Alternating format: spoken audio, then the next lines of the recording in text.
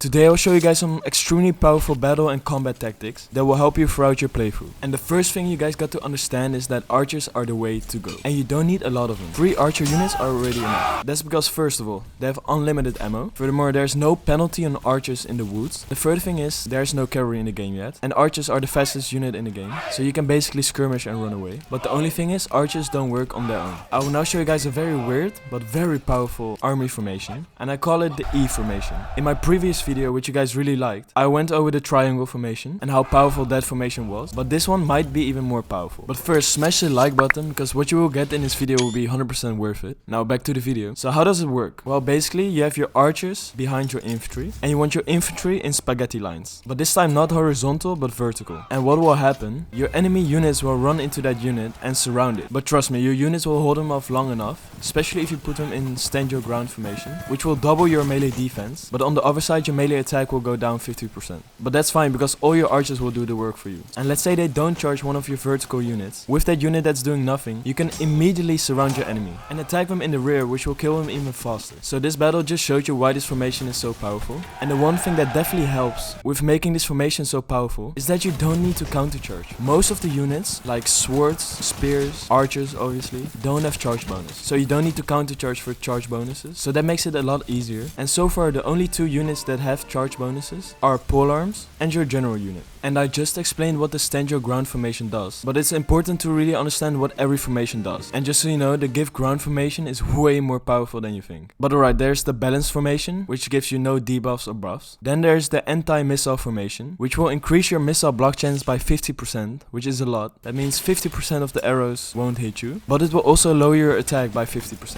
So don't use this in battle. The stand your ground formation I already explained. And the push forward formation don't give you any buffs, but I noticed once you click it, the morale of the enemy unit that you're fighting will absolutely tank, definitely if they're losing the fight. So only use this when you're winning the battle and you want to quickly rout them. And there you go, the give ground formation. So why this formation is so powerful is because it allows your unit to reform with almost no punishment to anywhere on the battlefield. And I just explained why the E formation is so powerful, is because of the archers get a great angle. Well, if you combine this give ground formation with your archers, it can destroy units. So let's say you're fighting, and this is a clip of the E battle formation, because after a while your units will go more into a horizontal formation. And if that happens, click on the give ground formation and then reform your units so your archers will get a clear non-shield sided shot on the enemy, and this combination will absolutely destroy units, just like you see here in the battle. Archers will do also more damage the closer your enemy gets, and if you press spacebar you will be able to see the range of the archer unit, and I guess it's 58 meters, something like that. But don't forget to put fight will on your archers, and don't touch the friendly fire button.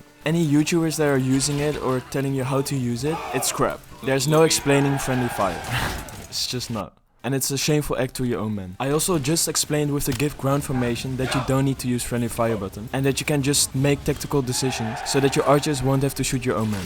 If that explanation didn't deserve the like button, I don't know what will. Now next up, I don't think any YouTuber showed the stats of all the units. So there are 5 units that you can bring: your general, archer units, polearms, swords and spears. Here you can see the stats of the spear unit. The attack is pretty low, pretty good missile block chance, but as you can see, the one thing that we're missing is the melee defense, or just the defense stat. It's probably there, but it's just missing in the information, so hopefully we will get that soon. And these are the stats of the swords. So as you can see, a little bit more attack, but both units got no charge. And the polearms do have a charge, so it's a nice flanking unit, but obviously less missile block chance. And they got armor piercing. The general unit is crazy strong and they look awesome, but it's surprising to me that there are no general abilities. I would like to see that, so you never know, maybe in the future. This game has so much potential and it's already so good. And these are the stats of archers. And look, their range is 58 meters, just like I guessed.